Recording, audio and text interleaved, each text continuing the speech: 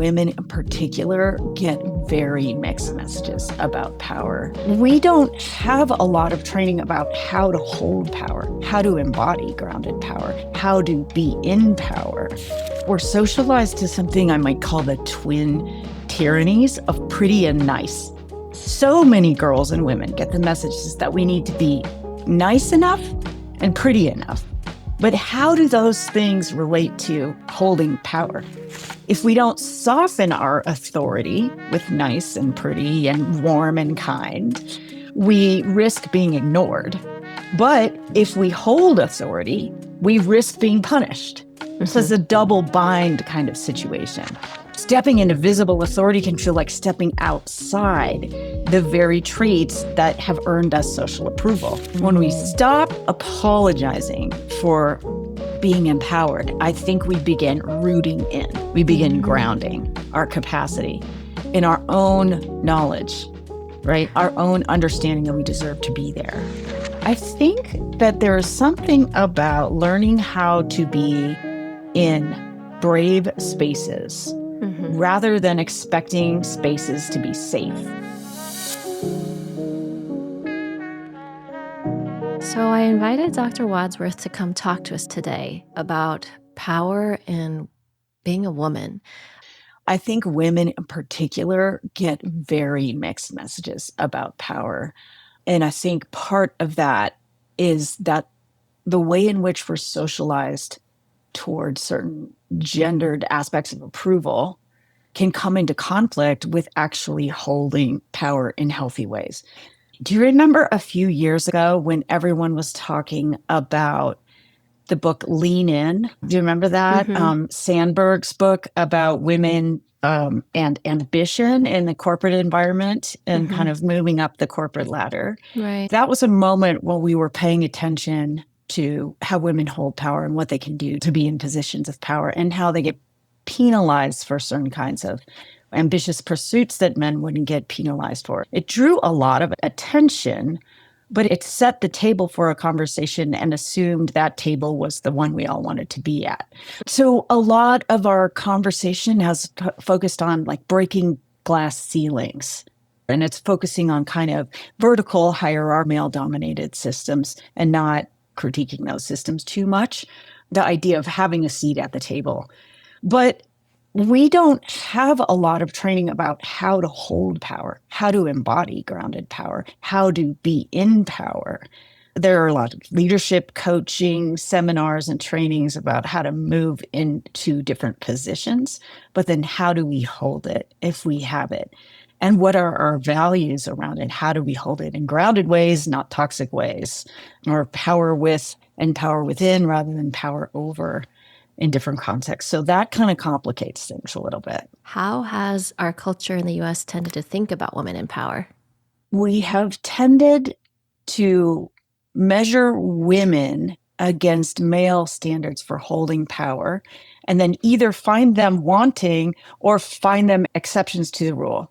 Well, I can't really imagine a woman in the position of president, someone might say, or even if a woman is totally qualified or more qualified than a male candidate for that position, we still have trouble imagining that she would be the right woman. Or we see women in positions of power and then we just lob critiques on them for being in the spotlight for who they are, Nancy Pelosi or Hillary Clinton. When you think about women who have held positions of power, you also think about the heaps of criticism they've gotten for daring to be in those positions. And so we get mixed messages. On the one hand, we should strive for equality and if we have the training and credentials, we should be able to move up a ladder equally with our male counterparts or competitors. On the other hand, we get so many negative messages when women do hold power about how they hold power and so much projected onto them. How are we supposed to hold it? What are we supposed to balance? And something I used to talk to my students about is that we're socialized to something I might call the twin tyrannies of pretty and nice. Does that ring a bell? Yeah. Okay, thinking about women holding power. And then how important has it been in your life to meet certain baseline markers of pretty enough and nice enough? It's like the main criteria when I was growing up. Right? For being a good girl or for receiving social approval, Yeah. so many girls and women get the messages that we need to be nice enough and pretty enough. But how do those things relate to holding power? If we're nice, the expectation is that we're kind, we serve others, we're always considering others, we are not leaving anyone out, we're not holding the ball too long, right? Boys aren't conditioned in the same way. They may be conditioned to behave and to abide by certain social rules, but to be nice isn't the biggest emphasis. Sometimes it's to win, to do well, to achieve, right? Even if someone's feelings might be hurt along the way. So right there, when you think about niceness has to do with a certain kind of accommodating others, whereas achieving or winning might not always. Yeah. And then if you add pretty is about a certain kind of aesthetic appeal, achieving an aesthetic appeal that makes you recognizable or legible as a woman, right? Yeah. You know, when you're not nice or pretty, you're shamed. Like this conversation reminds me of shame. I, as a child, was actually not very nice or pretty.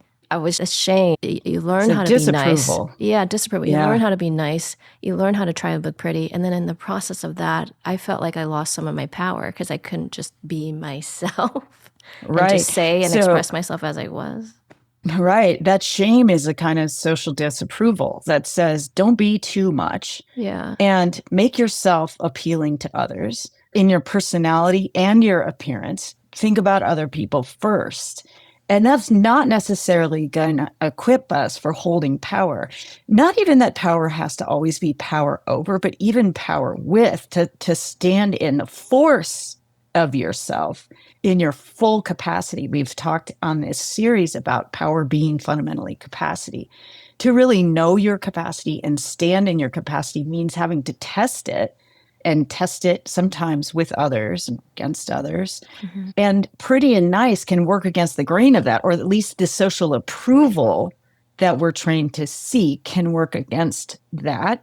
But you're making a good point about the shaming, because the disapproval puts us back in that measure of seeking approval, or the habit of seeking approval through being non-offensive, right? Yeah. Not appealing.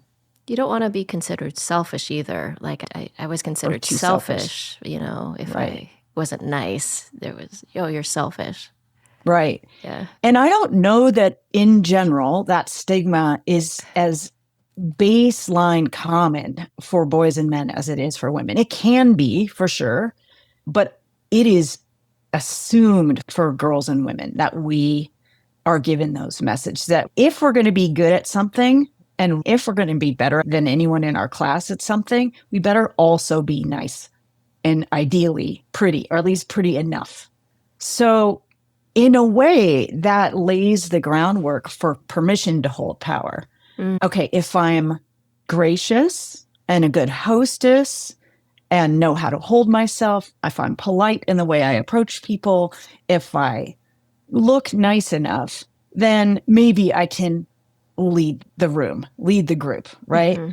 And especially if whatever I'm doing puts me in the public spotlight, I better also be those things.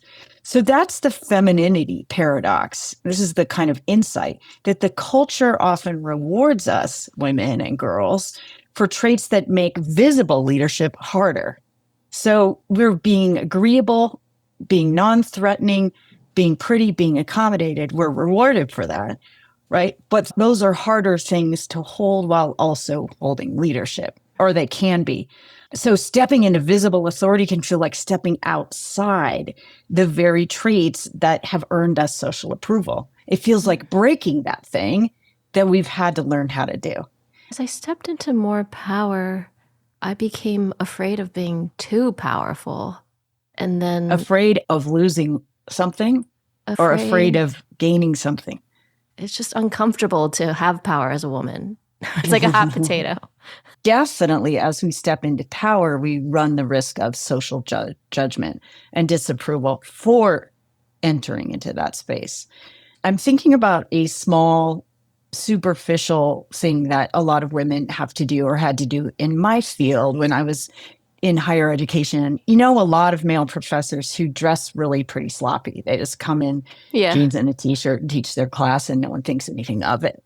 And this varies at different universities. But in general, my experience has been that women tended to dress more professionally in the job. And one reason is because they may be struggling to have students assume the same amount of credibility as they would with their male counterparts. Dressing professionally is a way to move in visibly into some authority, and it anchors, in the minds of the students, the sense that you're legitimate, but you have to work a little more for that sense of legitimacy. But then when you really get in your zone later on, you may be penalized. So, the professor is too rigorous. She's too hard. She's not nice. And one of the first things professors will get, and this is true in other fields as well, is the critique that they're not warm enough. Right. Which is completely separate from your credentials and not the same critique that men get on their evaluations, that they're not nice enough. Yes. Because there's an assumption that if we are good at our job and if we are holding our job well, we also ought to help students along, help make it comfortable for them. Right. So we're expected to do a certain kind of emotional labor as well. It's not enough just to have your credentials and teach your class. You also need to offset it by being appealing. But I think it can be uncomfortable. I think when it really can get uncomfortable is when we stop doing that. Because if we just hold the power, we risk being judged as not feminine enough, as not warm enough. I think sometimes the discomfort is we haven't seen as many models of it, maybe, as we have seen male models. And so we're not always sure what it looks like. So it feels as if it is a truth that if I, as a woman, want to have power, I need to be nice.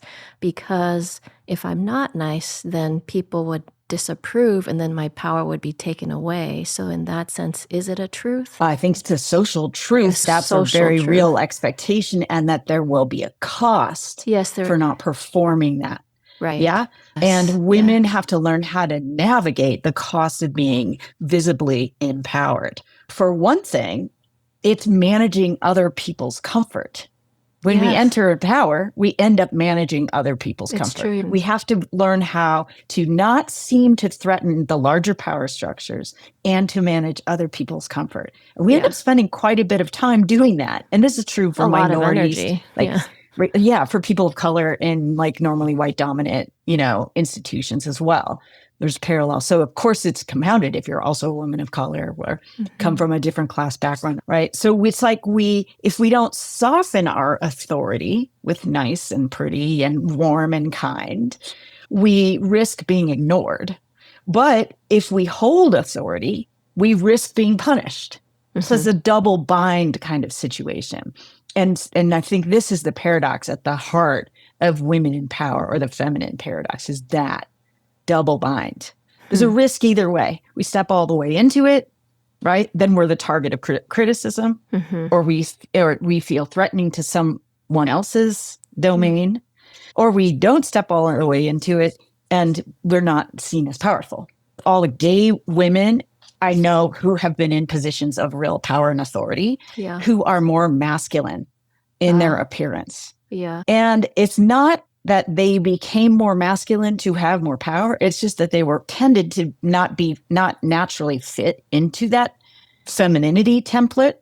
And because they didn't fit into it and kind of couldn't fit into it, maybe they were too muscular, they were too tall, they're just too tomboyish, and they just couldn't and didn't want to be in a dress, right? Well, if you don't buy into it and you can't buy into it, you're actually psychologically free from it. Because it doesn't have the power over you. It doesn't apply to you? It may still, the world may still want it to apply, but you can't fit it. So you just keep leading. You just keep being who you are, right? And you accept who you are. You don't buy into that. And then you just sort of play by the boys' rules, right? You just, play with the boys, go with the boys, beat them at their own game, go to their own school, learn how to exercise power alongside men. And those men in those institutions have to take you seriously because that's how the setup is. If you're commanding people, they have to obey your commands, right? And you learn how to do that. So masculine presenting women, queer women, women who were always too intense or too serious, nerds, women who already lost approval in some way, they couldn't reach that threshold, often end up moving deeper into positions of power or leadership sometimes. Think of your math geniuses, your engineers, so some of these folks who like maybe were a little outside that norm in the first place. That kind of can make the norm more visible when you see the people who couldn't fit into the norm find another route where they're not seeking the social approval. So they're free. Maybe they're a little more free. I mean, not that they don't still pay the costs for holding visible power, but what are you going to do? Call me a lesbian, right? Like, I already know that. Right. Yeah. Like, once you've decided you're not buying into that, then that thing doesn't hit the same way, right? And at least they're no longer paying homage to the social approval piece. Then you might get more experience holding leadership, become freer with your own authority and more comfortable. I'm a little perplexed what to do as a woman if I want to hold power healthily. Like, how do you navigate this paradox? Yes. Well, have you ever earned your way into a position of power or authority and then had an experience that showed you that you could hold power and authority? Like owning my own business? Who told you could own your own business? No one. I just did it. You just decided you wanted to do this as a business and you wanted to not be working for someone else, but to do it yourself, right? I just got the idea. It was really important to open the business in my community, and then I just did it. And then once you did it, you learned that you could do it. Once I did my business, I realized, hey, I'm actually pretty good at business. And then there was a power that came from that because there was a confidence that came from the fact that there was so power. your confidence grew out of the practice of doing it, the practice of exercising that authority, which gave you probably, I suspect, more confidence for the next time you would take a chance like that, take a risk like that, is you actually learned how to hold that authority in the course of doing it. Yeah. You also probably learned how to navigate naysayers, right? People in or outside of your community who are like, who do you think you are, right? There's a lot of naysayers. Yeah, exactly. Who do you think you are opening your own practice? You're a nobody. You're young. You don't know what you're doing. And so they came, right? The critiques came and the negative attention from visibly holding power came. And you probably learned skills for navigating that. Well, I remember another psychologist walked by me and she said to another psychologist with her, like, oh, what a weirdo. I was standing right in front of my business I had just opened. What a weirdo. Wow, that felt really bad. That felt really bad. Yeah. But I mean, I think what helped me was just sticking to my values and my mission. Just like putting my head down and just doing it. Ignoring all the voices around me. Yeah. Right. So you turned to something in you, some inner voice that aligned you with mission and values that you could identify. And those things became the things that held you strong when there was some kind of... There was actually this inner calling inside me and the inner voice that helped me hold on to my power. Yeah. That was the source of the power. Did you meet any other women along the way that helped you think about how to do this or do aspects of it? No, I met with another senior psychologist in my community, and she said, you're not even board certified like I am. Like, who do you think you are doing? I mean, it's kind of insulting that you're doing this, she said to me. Interesting. So I actually got bullied by other women. Yeah, and I think the culture does incentivize that. I think that is one of the problems we encounter as we move closer to power or as we come to embody power in this culture is being in the line of fire of other women who themselves have gotten negative messages about what we have to do. And I think a huge one, and this is where we get imposter complex, is the idea that we have to have achieved at some higher level than whatever's in our minds in order to do the thing.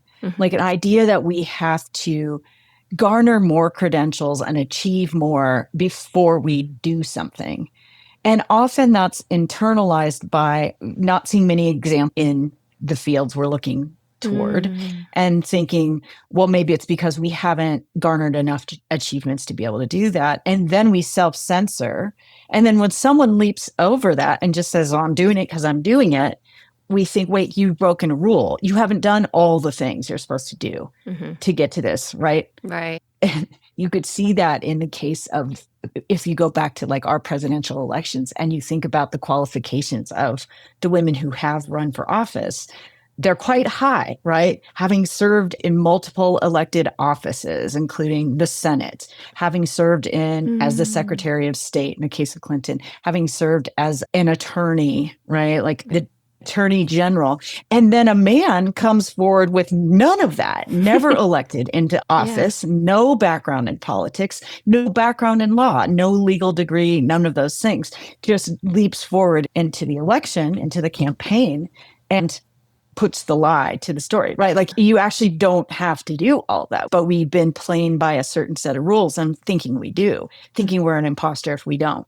And sometimes I think women are the co-policing forces of that on other women. Because it maybe feels like power is limited as women, so it's scarcity type of mindset. It's a mindset that is cultivated in scarcity. The idea there's not that much room for us. There are only going to be a couple seats at the table for us. And if you make it into one of those seats, you better be fully credentialed. And so scanning other women to see if they've risen to the standards that you've internalized for yourself, which may not be true, but are almost always going to be higher standards than men in many, many fields, right? We know that like to get in a certain male-dominated field, usually women have to far exceed the standards of their male counterparts, or at least their average male counterpart, right? Yeah. And so we end up in a field of scarcity co-policing each other. And not doing each other any favors. My husband said something to me the other day, which was interesting. He was like, I had started doing jiu-jitsu, and I said, I feel more powerful. Like, and he said, yeah, you stop apologizing for feeling powerful. You just like do it. You just take it. And that's another way we undercut grounded power. And it goes back to that permission issue. When we're apologizing for taking power, that's an indirect, a negative way of seeking permission, right? Apologizing for holding it. When we stop apologizing for being empowered, I think we begin rooting in. We begin grounding our capacity in our own knowledge, right? Our own understanding that we deserve to be there. Why does it feel like one has to apologize for power as a woman? I feel that way, at least. Because we've been socialized to believe that if we make it to some kind of embodiment of power, we have violated some implicit rule, right? Or that we're moving into a social norms violation, like not being nice enough, right? And not being warm enough. So we learn how to inhibit our own power, even as we step into power, right? When we hold it calmly and unapologetically, it often does destabilize cultural expectations. Because who is she to be so confident? That's exactly it. Who is she to do that? Yeah. We have to learn how to inhabit power without replicating these dynamics. But that means learning how to hold power unapologetically and not reproduce that norm. Because when we do that, we also are modeling for other girls and women the apology for power, right? It was like the shaming of who is she to do that? There's the shaming there. Right.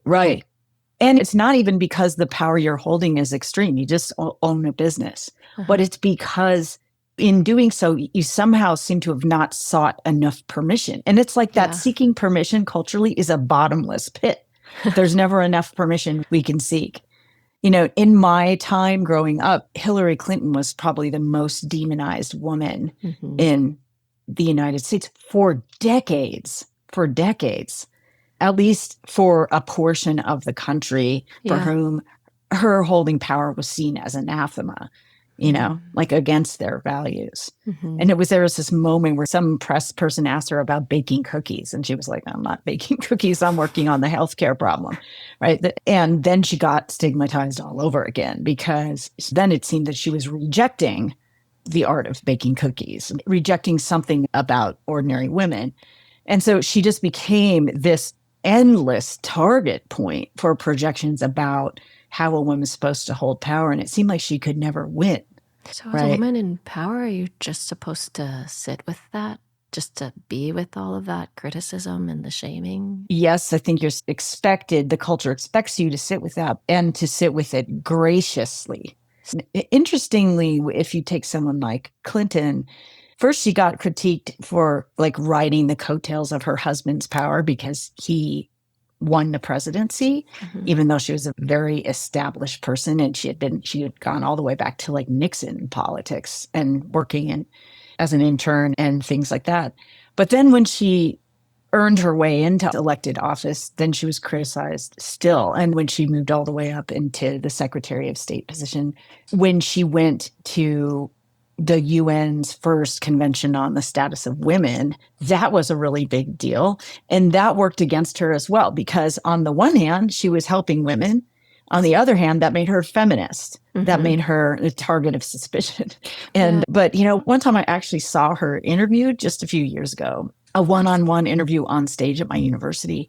And what really struck me about her was her total mastery of international politics. It was for an international politics forum. And she had complete mastery of the literature on international politics. So the theory, right, and the scholarship, but also she had been on the ground at Secretary of State position. So she knew everything about navigating it in experience. And her mastery was so striking. She held it just easily and confidently. At that point, she was past seeking elected office. I was thinking about her because I thought of her as an example of one of the most grounded expressions of a woman in power that I'd ever seen. And I'd been watching her my whole life, but I never had seen her live. I'd never seen her like just in her element, thinking on her feet, and how funny she was, how many anecdotes she had, how many experiences she had of male ambassadors or presidents of nations trying to corner her as Secretary of State into getting something wrong about their country, like not knowing the facts, trying to get her in a gotcha moment. Yeah. And she just had spent her whole life navigating things like that. But she held it with this lightness and this ease and this just confidence that came from having to do it over and not taking it too personally. She ended up having to go up for president. And I think had Trump not been the opposing candidate, she probably would have won that position. She did win the majority of the popular vote, right? But she went up against a guy who is like her direct opposite in terms of credentialing for the position. So how hard that must have been. So like maybe to become more of a woman with more and more power, you actually have to get more and more comfortable with the discomfort of having that power socially. Yeah. Yeah. And the stigma of having it. And the more you can sit with that, perhaps the more power you can hold. Certainly, I think we have to build a lot of resilience around that and a lot of courage until it becomes second nature, that there are always going to be naysayers. There are always going to be people picking at us for having the audacity, right, to break out of those small rooms we're expected to be in with power. And that becomes just a second nature confidence that you have to have. I think that there is something about learning how to be in brave spaces rather than expecting spaces to be safe. Being in brave spaces instead of expecting, like creating a brave space? Embodying brave space and learning how to be brave in space rather than expecting to be granted permission or safety, right? And one thing we probably have to get over is the please like me, even though I'm holding some power, right? It's so hard. That requires a certain kind of courage, right? Where we're no longer seeking approval. We may be seeking consensus. We may be seeking like building an agreement as we lead a company and seeking like real connectedness to build morale toward a mission. But we're not seeking approval or permission to be made to feel safe. I imagine women holding power in male-dominated spaces in particular have to navigate a certain amount of not feeling particularly safe. Yeah. Right? It's not necessarily going to feel safe. They're not going to necessarily roll out the red carpet for you. You're right. It goes to really deep feelings of safety. of holding And power. or at least we have to turn to something else for our sense of safety. Like that I won't betray myself. I won't betray my own values. I know that I'm safe because I'm aligned with my sense of mission. Yeah. So then other people may want to make me uncomfortable and may go to great lengths to make me uncomfortable, but I'm clear about what's anchoring me. Yeah. So I'm not addicted to being made safe. You can stand behind yourself. Yeah. You can stand with yourself, behind yourself. It's just the shame is so intense sometimes. It's a lot of undoing of a lot of conditioning. For sure. Yeah. For sure. And but it's hard the because undoing of that conditioning is empowerment. Yeah, it's true. And it's also hard to see examples of women who are comfortable with their power or have a lot of power. I mean, there are, but not as many examples as men in the world. Mm-hmm. What does it look like when a woman is in power in a healthy way? Mm-hmm. I was kind of casting around, thinking about women I think of who have, say, held power well or played roles of power. And I was just thinking about two actresses, Michelle Yeoh. Oh, yeah. And also Sandra Oh. Yeah, two Asian women who've played really powerful roles, right? Because if I'm not mistaken, Michelle Yeoh was in Crouching Tiger, she's Hidden in Dragon. Crouching Tiger, Hidden She was the older woman in that. And Sandra Oh, who has played really powerful, strong Asian characters. And how does it change us to see examples of that? I think that's even from actors, right? I think it's huge. Yeah. I mean, we may not have a lot of examples, but just to take those two have probably had a disproportionate impact from showing what that kind of force looks like. It changes what's imaginable. Yeah. My hero is Oprah. She carries power really well. Yeah, absolutely. And believe me, she had a lot of critics coming up. Every single system she was in told her she was not the person who should do what she was doing. Every time she crossed a threshold, the culture said it can't be done, right? And she blew everyone out of the water as she went. But I imagine, and if you read anything that she says about her path, she gained those skills by doing it, right? By holding that and having people around her who supported it and people who would help take the hits with her, help make her successful. And back to the grounded power, she draws on spirituality a lot for her power.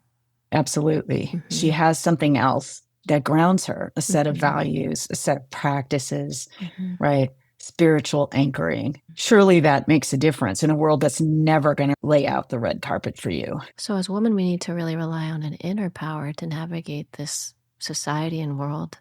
Well, I would suspect that anyone who's trying to hold a grounded, anchored, balanced kind of power, especially power that's collaborative at all, has to find something that anchors them beyond just the search for power itself or like the quest, or approval from others, whether it's a man or a woman, a non-binary person, right? That we have to find what anchors us. And this comes back to your podcast main theme. But sometimes institutions can help out. Our friends, our mutual friends who served in the Army and then held command posts where they mostly were commanding men. Once they decided to integrate women into the armed forces, if women could access different ranks and different positions of authority, they had to be able to hold the authority just like their male counterparts, right? And those male counterparts were expected to follow that. Same thing with Black people and other groups as they integrated the armed forces. The institution could model it pretty quickly because it had to. It had to for the sake of efficiency. So then that gives those women a chance to hold leadership. And when we see that they can hold leadership, that makes way for more leadership and power to be exercised. And then we can begin to see more examples of it being held. So it has compounding positive effects. Yeah. Likewise, if you're in an institution that consistently has not put people in from whatever backgrounds into positions of authority, it's harder to envision it at those institutions. If you've only ever had, white men on your board of trustees or directors, it's hard to picture anyone else. And it's definitely hard to think in ways that could make it possible for other people to move. So just to say institutions, organizations, systems impact this. So are we working against thousands of years of disempowerment as women? In the vast majority of cultures over the past several thousand years, probably 6,000 years, if you want to start with monotheism, women have been pretty systematically disadvantaged relative to power, unless they're coming from a system that has managed to keep a balance of power intact against all odds. But colonialism, capitalism, and religion are three major forces that move across the globe and impose patriarchal power structures on cultures that didn't have them before, may have had matriarchal or may have had more balanced power structures. How we can decolonize ourselves as women from all the thousands of years of expectations and conditioning and the structure. And how do you escape a system that has trained your brain to be in it in the first place? And how do you overcome that which you were shaped by? Well, one of the first things any class, any group has to do in order to get out of indoctrinated and internalized forms of power is to begin to name something as power that appeared to be natural. That's been framed for us as nature. And so one of the justifications of male power and authority over women in Western society has been women's childbearing capacity and the child rearing obligation. So if we birth babies, that creates a division of labor where the male is outside the home seeking to bring food and resources into the home, and the woman is bearing and nurturing the children for at least the beginnings of adulthood, right? And so she has this labor, he has this labor that gets normalized through religion or through biology or through logic, reasoning structures as just the natural way things are. But we find that in that framework in the West, the male authority hasn't been framed as equal to the woman's, but above the woman's, that he's a head of household and making these choices and so forth. And so one of the first things that early feminist theorists in the European West started doing was pointing out that this relationship that's been framed as a product of nature is actually a product of power. It's a product of men claiming power over women on the basis of reproduction, right? Or on the basis of physical strength. They're just held in power by force, right, of the arrangement. But the enslaving class enslaves another group. You don't expect them to just see it as a product of nature. Although arguably we did. We use religion and other things to justify pseudoscience and stuff. So I think one of the first things that has to happen is to name as power what's trained as culture. Are you familiar with the concept of deconstructing right now? Like deconstructing from like fundamentalism or deconstructing from masculinity? No, can you explain it? Is a term being used these days in the last few years, especially for people who are rethinking their relationship to a system that shaped them. Okay. Like a social system that shaped them. There's a trend of people, young people often, but sometimes any age, deconstructing from fundamentalist religion, like from the Mormonism that they grew up under, or from extreme evangelicalism or so forth. And maybe they were born into that system, they were raised in it, they did all the things, their family was totally embedded. They didn't have friends outside that system. So that system deeply shaped them. Yeah. And then whatever set of circumstances, they left, they ran away, they went to college, they start rethinking it. They start seeing the system from the outside and they begin deconstructing. So they begin measuring what they really believe against what they were trained. And that can be super overwhelming because the training happens in so many subtle ways, right? Especially when you're a right child. now, I'm really interested in following people in deconstructing processes, especially on social media, because you learn a lot about how our psyche can get shaped by social norms. Yeah, your brain is wired to perceive everything a certain way. Yeah. Right. Schemas. And, like in the extreme, we might call this brainwashing, but this happens all the time. We just get socialized into the culture to believe that these things are natural or normal. When you deconstruct, you start questioning, what is that natural? Is that normal? Is it normal to spend all my time thinking about the end times and Christ's return? And I hear people talking about this are like, I really thought it was this. And then I found myself married, in Mormon culture and like deeply, and I had 6 kids and I was deeply in this. And I started questioning, like, do I actually believe this? And the deconstruction process is that, like, engaging with others and pulling out of it. Right now, there's a lot of men who are talking about deconstructing from dominant masculinity, like from all the norms that shape their ordinary perceptions about. And it turns out to be so much about power. On one hand, like the power that you assume when you walk into the room, who you assume has the right to speak, who you automatically, without thinking, interrupt. How harrowing it is to deconstruct these things they assumed and to see like the damage it's done to them. Like I'm thinking of one man in particular who talks about like the damage that was done to his father and that his father carried onto him in terms of not allowing him to have a normal range of human emotions. This is a big thing that deconstructing talk about. It's like why I wasn't allowed to feel my feelings. I wasn't allowed to feel sad. Unless it was anger, I wasn't allowed to feel it. I was punished for feeling those things or for expressing anything. And because I didn't have any capacity to express my feelings, I fell into addiction or abuse or violence or whatever. And then I had to, now he was crying, this man, about his 2-year-old son and how deeply he wants his son to be able to grow up as a full human. Right? Because that system's oppressed him so much. And that's on the power side. On the other side, it's learning to see like where we've been disempowered and expected it. Right? Expected to play by those rules. Where you don't even notice that's what's happening. You don't. Like you were saying, power is like air, like breath, like you don't even notice you're doing it. And the brainwashing, like it's not just like it's just happening all the time. What fascinates me is like, how do you overcome a system that has shaped you in the first place and told you how things should be when you think it's reality? How do you even step outside of that reality? Well, it's that first half step of noticing you were inside a system. Then understanding, like beginning to look at and ask, get curious about how did that system work?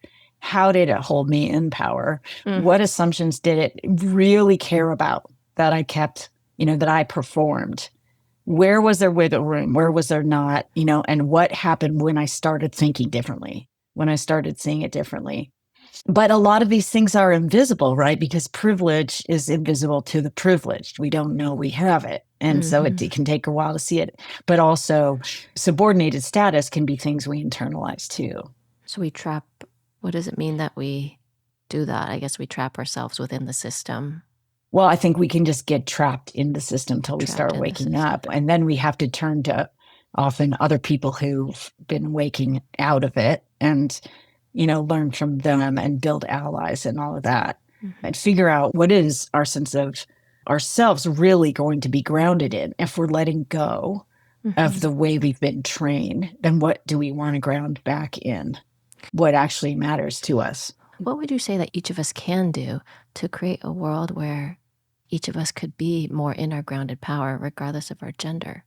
Well, I would just turn us back to the central theme of your podcast, this idea of starting with the inner voice and listening to ourselves when something feels off, when something feels wrong. And back to what we talked about in the last episode around our somatic knowing, right? Our knowing in our body that something here doesn't feel good or something does feel good. Like maybe I'm not supposed to start my own business, but it feels like the right next thing to do. It feels like something I really want to do and that I can do. And you listen to something that went past this to listening to an inner truth, and then something that you knew you could do. And so I think returning to that inner voice and listening to that authority over the short-term approval we get by kind of obeying the system.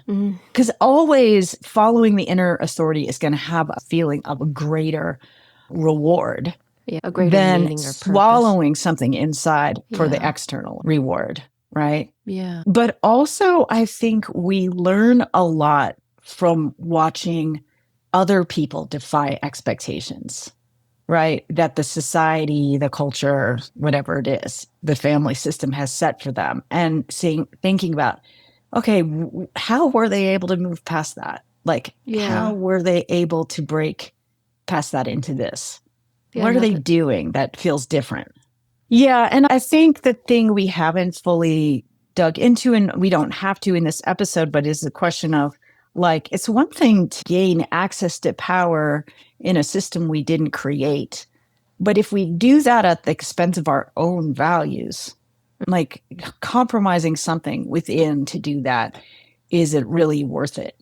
And I think a lot of times people will rise up the ladder and gain access only to realize that the whole system doesn't resonate with who they are, and they end up leaving the system yeah. because the price is too high to pay, because you have to compromise too many things you value. Like, it might not be worth it. And that's another layer of listening to the internal authority I of like that. term, inner authority.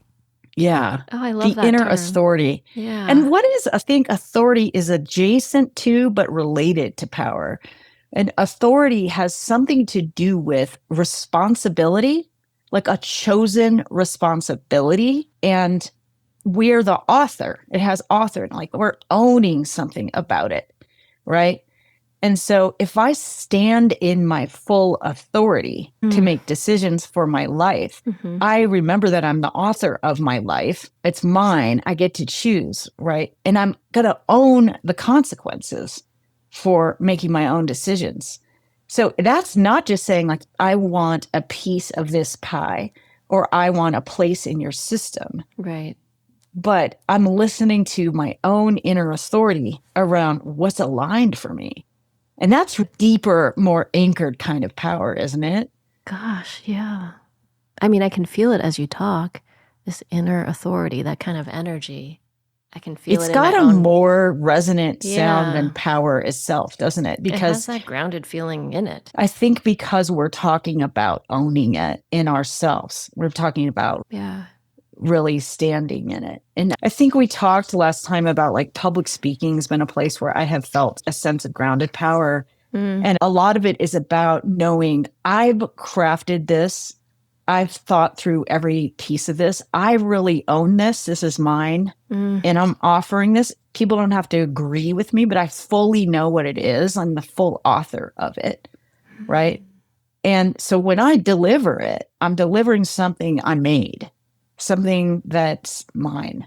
Yeah. And that feels really different than executing someone else's orders as, like, say, the vice president. You know? Yeah, there's an ownership over it. Yeah.